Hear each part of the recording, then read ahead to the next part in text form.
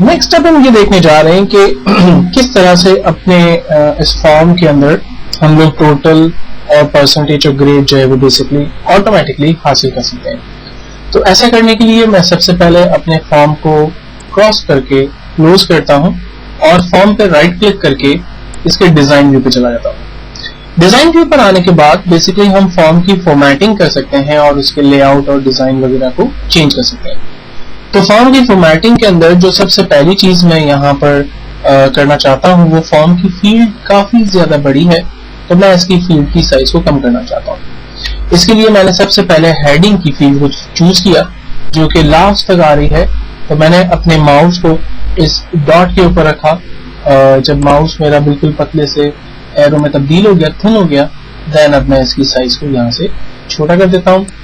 Then इसी तरह से अब बाकी तमाम फील्ड्स को मैं एक साथ सेलेक्ट करता हूँ। क्लिक करते हुए मैंने ड्रैग किया, तमाम फील्ड सेलेक्ट हो गई और किसी भी एरो पर रहते हुए मैंने उसकी साइज को यहाँ से कम कर दिया, तो तमाम फील्ड की साइज कम हो गई।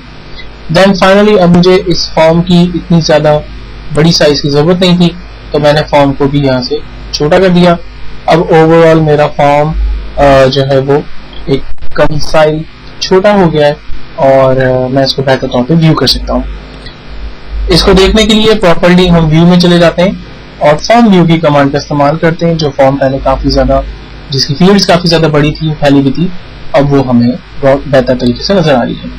लेकिन यहाँ पर अभी भी नेम की जो फील्ड है वो काफी ज्यादा बड़ी है, तो हम इसके डिजाइन लेआउट में दोबारा जाते हैं और इसकी फील्ड की साइज को हम लोग शिफ्ट के साथ सेलेक्ट करके दोनों हेडिंग्स को सेलेक्ट करते हैं और कोशिश करते हैं कि इसकी साइज को यहाँ से कम कर दें, जितनी इसकी रिक्वायरमेंट है उतनी फील्ड साइज रह जाए और रेस्ट ऑफ द स्पेस जो कि इस वक्त इसको नीड नहीं है हम उन स्पेसेस को इसमें से निकाल दें ताकि फॉर्म की जो ब्यूटी है वो एग्जैक्टली सेम रहे। देन हम फॉर्म व्यू पे जाते हैं और हम देख सकते हैं कि तमाम फॉर्म के जो फील्ड है स्टिल ग्रेड का की जो फील्ड साइज है स्टिल बड़ी है, तो हम इसको भी थोड़ा सा ठीक कर लेते हैं। नाउ ये तमाम फील्ड्स हमारी अब प्रॉपर्ली सेट हो चुकी है। देन अब हम जाते हैं जी टोटल ऑटोमेटिकली हमें चाहिए। तो टोटल के फॉर्मूले को यूज करने से पहले हम थोड़ा सा ये समझते हैं कि हर एक फील्ड और पूरे मैक्स ऑफ एक्सेस के अंदर तमाम काम के लिए बेसिकली प्रॉपर्टीज के ऑप्शन को यूज किया जाता है। प्रॉपर्टी कहते हैं क्वालिटीज को या खुसूसियात को। मैं ये चाहता हूं कि जब मैं टोटल के ऊपर माउस ओवर करूं तो कंप्यूटर ऑटोमेटिकली टोटल आंसर मुझे निकाल दे। तो ऐसा करने के लिए मैं टोटल की फील्ड को सिलेक्ट करूंगा और इसकी प्रॉपर्टी पे जाके काम करूंगा। तो प्रॉपर्टी विंडो सिलेक्ट करने के लिए हमारे पास यहाँ पर एक आइकॉन मौजूद है प्रॉपर्टी शीट का। जब हम उस पर क्लिक करते हैं तो प्रॉपर्टी का आइकॉन हमारे पास खुलता है और हम उस पर कुछ बेहतर तरीके से काम कर सकते हैं। यहाँ पर डिफरेंट टाइप के टैब्स हैं, जैसे फॉर्मेट का टैब है। जब हम फॉर्मेट के टैब में काम करते हैं तो हम बेसिकली अपने इस फील्ड और फॉर्म की फॉर्मेटिंग कर सकते हैं, जिसमें खासतौर पर कलर, अलाइनमेंट, स्पेसिंग वगैरह से relate, font size, font writing से रिलेट चीजें शामिल होती हैं। जब ये डाटा के अंदर आमतौर पे न्यूमेरिक वैलिडेशन और इससे रिलेटेड चीजें होंगी। इवेंट्स जिस पर हमें काम इस वक्त करना है और वो इवेंट्स जस्ट लाइक एक्शन और ट्रिगर्स के तौर पर पहचाने जाते हैं। मिसाल के तौर पर हम ये चाहते हैं कि जैसे एग्जांपल मैं आपको दूं कि जब हम गन से फायर करते हैं तो जब तक हम ट्रिगर प्रेस नहीं करते तब तक बुलेट फायर नहीं होती। तो ट्रिगर बेसिकली हमारा एक्शन है। सेम तरीके से जब मैं इस फील्ड के ऊपर माउस ओवर करूं तो ऑटोमेटिकली मेरे पास टोटल आंसर आ जाए। तो ये जो माउस ओवर करना हुआ ये जस्ट लाइक एक्शन हुआ या ये एक ट्रिगर हुआ या ये एक इवेंट हुआ। इसी तरह से मैं जब इस पर क्लिक करूं या इस पर डबल क्लिक करूं या इस पर एंटर करूं या मेरा कर्सर जब इसके अंदर आए कीबोर्ड से या मेरा कर्सर जब यहाँ से इस फील्ड को छोड़कर दूसरी फील्ड की तरफ जाए, ये तमाम जो ऑप्शंस हैं, ये तमाम जो फील्ड्स हैं, बेसिकली तमाम फील्ड्स और एक्शंस हमारे डिफरेंट इवेंट्स और डिफरेंट ट्रिगर्स कहलाते हैं। तो इन तमाम इवेंट्स को हम लोग यहाँ पर कुछ समझने की भी कोशिश करेंगे, जबकि अदर्स लेआउट में कुछ और ऑप्शंस हैं जिसको इंशाल्लाह हम लोग आगे देखने की कोशिश करेंगे। ऑल की फील्ड में जब हम जाते हैं तो हमारे पास वो तमाम चीजें जो इससे पहले हमने इन 4 टैब्स में देखी हैं वो तमाम चीजें हमें इस ऑल की फील्ड के अंदर मिल जाती हैं, जबकि सेपरेट में भी तमाम फील्ड्स हमारे पास यहाँ पर भी मौजूद है। ये सारा काम हम इस वक्त टोटल की फील्ड पर कर रहे हैं। चूंकि टोटल की फील्ड इस वक्त सिलेक्टेड है तो हमें नजर आ रहा है सिलेक्शन टाइप टेक्स्ट बॉक्स, एक ऐसा एरिया हमने सेलेक्ट किया हुआ है जो कि टेक्स्ट बॉक्स है और उस फील्ड का नाम टोटल है। फील्ड का नाम टोटल कैसे आ गया? तो याद रखिएगा कि जो भी फील्ड आप डेटाबेस में क्रिएट करते हैं उस फील्ड का नाम से कंप्यूटर यहाँ पर खुद ब खुद फील्ड्स क्रिएट कर देता है। इसमें से ये जो पहली लाइन में फील्ड्स आ रही हैं, बेसिकली ये वो तमाम फील्ड्स हैं जो कि एज अ कैप्शन के तौर पे यूज होती है। Caption just like a display name, user को ये नाम सिर्फ नजर आएंगे और यूजर इसको समझते हुए बेसिकली इन टेक्स्ट बॉक्सेस के अंदर रिकॉर्ड को एंटर करेगा। इन टेक्स्ट बॉक्सेस में जो फील्ड के नाम यहाँ आ रहे हैं, इन नामों को आपने नहीं मिटाना है, इनको आपने चेंज नहीं करना है, क्योंकि ये फील्ड के नाम बेसिकली टेबल से आ रहे हैं। अगर आपने इन फील्ड के नामों को मिटाया या इनको चेंज करने की कोशिश की तो बेसिकली इसका लिंक डेटाबेस के साथ टूट जाएगा, और वंस इसका लिंक अगर डेटाबेस के साथ टूट गया तो डेफिनेटली जो भी रिकॉर्ड हम यहाँ पर फॉर्म की वजह से ऐड करेंगे वो रिकॉर्ड टेबल में ऐड नहीं होंगे, और इवन जो रिकॉर्ड ऐड हुए हुए हैं वो रिकॉर्ड हमें यहाँ पर नजर भी नहीं आएंगे। तो सबसे पहले प्रॉपर्टीज पे जाने से पहले थोड़ा सा हम इसके कैप्शन और टेक्स्ट बॉक्स को समझने की कोशिश करते हैं। मिसाल के तौर पर यहाँ पर एक कैप्शन है मेरे पास, स्टूडेंट आईडी। मैं इस पर डबल क्लिक करता हूँ, कर्सर मेरे पास आ गया। यहाँ जो अंडरस्कोर दिया हुआ है मैंने इसको हटा दिया और यहाँ सिंपल स्पेस दे दिया। इसी तरह से नेम की फील्ड है, यहाँ पर से भी मैंने अंडरस्कोर हटाया और यहाँ पर मैंने स्पेस दे दिया। ऐसा दोनों काम करने से सिंपल कैप्शन के अंदर चेंजिंग आई। और अब मैं फॉर्म के व्यू पे जाकर फॉर्म को व्यू करता हूँ। अब देखें कैप्शन जो यहाँ पर आ रहे थे उसमें से अंडरस्कोर खत्म हो गया और टेक्स्ट जो है वो सिंपल विजिबल है, टेक्स्ट नजर आ रहा है। लेकिन अब की बार मैं डिजाइन व्यू में जाकर टेक्स्ट बॉक्स के अंदर जो फील्ड है, इस फील्ड में जो अंडरस्कोर आ रहा है, इस अंडरस्कोर को मैं यहाँ से रिमूव करके स्पेस दे रहा हूँ और नेम में से इस अंडरस्कोर को खत्म करके स्पेस दे रहा हूँ।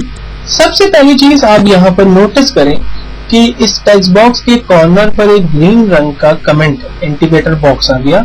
इट्स समथिंग सेज कि यहाँ there is a one problem. Like क्या प्रॉब्लम है उसको अभी हम और थोड़ा सा देखते हैं। हम व्यू में जाते हैं, फॉर्म व्यू पे क्लिक करते हैं और आप देखें कि जो हमने एक स्मॉल सी चेंजिंग की, हमने क्या किया था, सिंपल अंडरस्कोर हटा के स्पेस डाल दिया था। उस स्मॉल सी चेंजिंग की वजह से इस टेक्स्ट बॉक्स का लिंक डेटाबेस के साथ टूट गया और जो भी रिकॉर्ड डेटाबेस में मौजूद थे वो रिकॉर्ड नजर नहीं आते।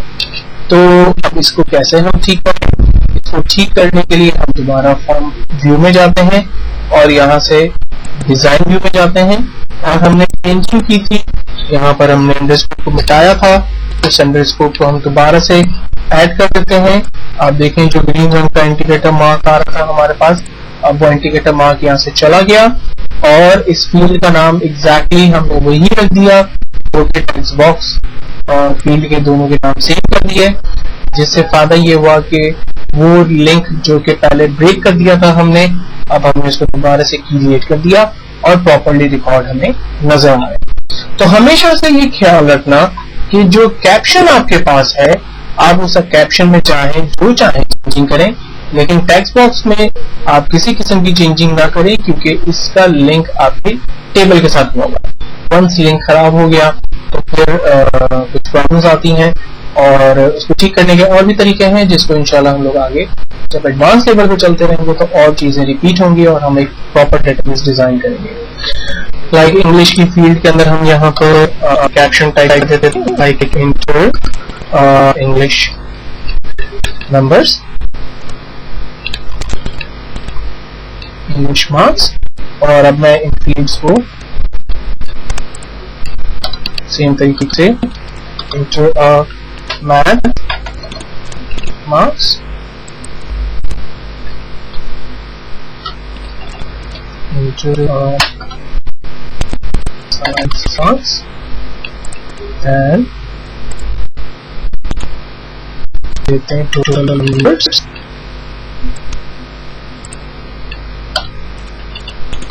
परसेंटेज, और ग्रेड को ग्रेड ही रिप्रेजेंट करते हैं, रहने देते हैं।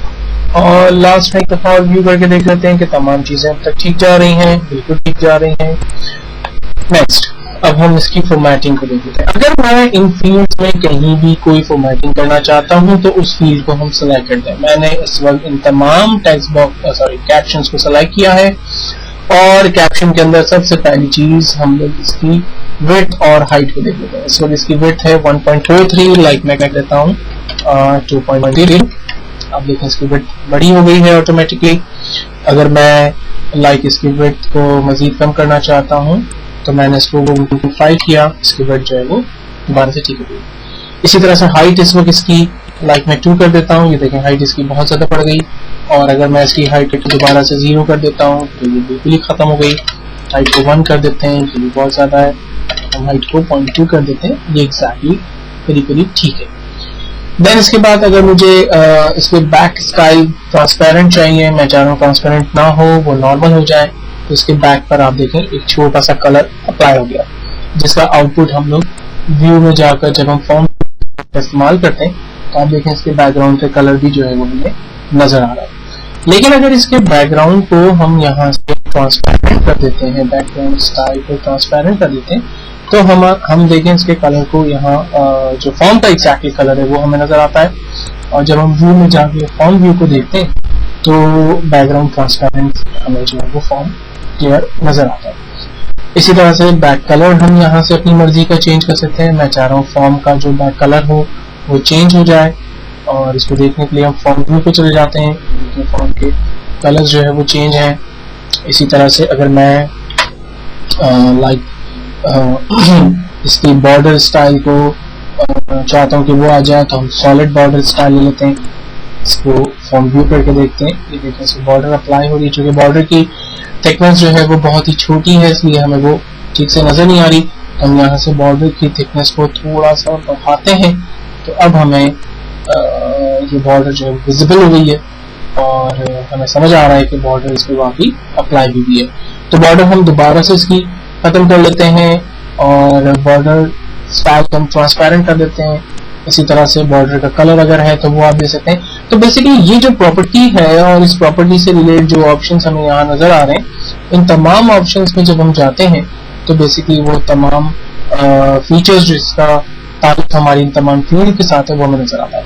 तो आप इसमें से काफी चीजों को चेक कीजिएगा खुद से, क्योंकि फॉर्मेट के अंदर तमाम ऑप्शंस जो है वो बेसिकली ताल्लुक रखते हैं उसकी क्वालिटीज और प्रॉपर्टीज और खुसूसियात और अलाइनमेंट और साइज और दीज टाइप ऑफ थिंग्स है। देन चूंकि अब हम इसमें टोटल का फार्मूला ऐड करना चाहते हैं तो हमने टोटल की फील्ड को सेलेक्ट किया और हम इवेंट के अंदर चले गए, और यहाँ से अब हम काम स्टार्ट करेंगे।